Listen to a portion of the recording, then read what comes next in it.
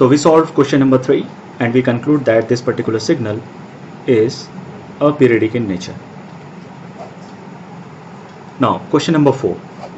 As we can see, question number 4 is a cosine function 2 cos 2 pi n by 3. So as we discussed already that if pi is associated with n as a multiplication factor, then I can say that particular signal is 100% periodic in nature for a discrete time signal. So this particular signal is 100% a periodic signal. Now let us find out what is the fundamental period. So my signal is x of n is equal to 2 into cos of 2 pi n divided by 3. So let us assume this particular signal is periodic with fundamental period capital N. If it is periodic with period capital N, I can say x of n is same as x of n plus capital N, which is 2 cos of 2 pi by 3 n plus capital N. That can be written as x of n plus capital N is equal to 2 cos of 2 pi small n by 3 plus 2 pi capital N by 3. Now we need to check which particular term contains capital N. So as we can see, this particular term contains capital N. So I can write 2 pi capital N divided by 3, which is 2 into pi into small n. Now here we can see that pi and pi get cancelled out, 2 and 2 get cancelled out. Now we have capital N is equal to 3 times of small n. Now let us find out the smallest integer value of small m in such a way that capital N is an integer or a whole number. So for m is equal to 1, that is a positive non-zero integer, capital N is equal to 3, which is my fundamental period.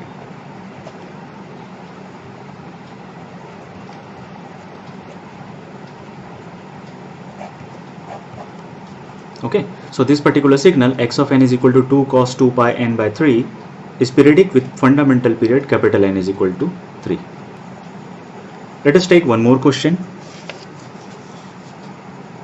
So question number 4 is periodic, fundamental period capital N is equal to 3. Now question number 5. X of n is equal to cos of n by 8 minus pi. So this is also a cosine function, but we can see here is that pi is not associated with small n as a multiplication factor. So I can say this particular signal is 100% an aperiodic signal.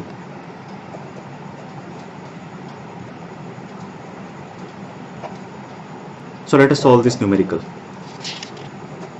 So my signal is x of n is equal to cos of n by 8 minus pi.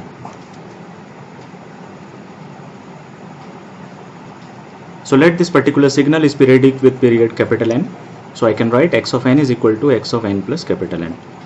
That is cos of n plus capital N divided by 8 minus pi.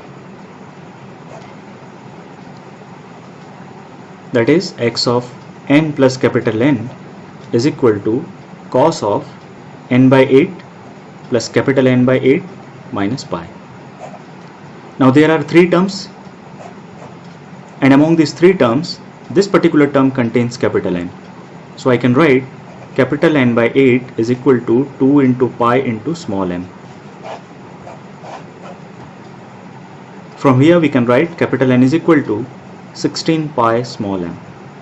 So whatever non-zero integer value you take for the small m, capital N will always be a fractional number. It is not a whole number, or you can say it is not an integer. So I can write capital N is not an integer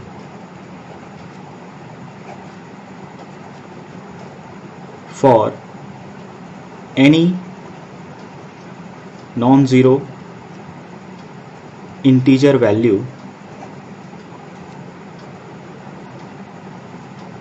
of small m. That means the signal is aperiodic.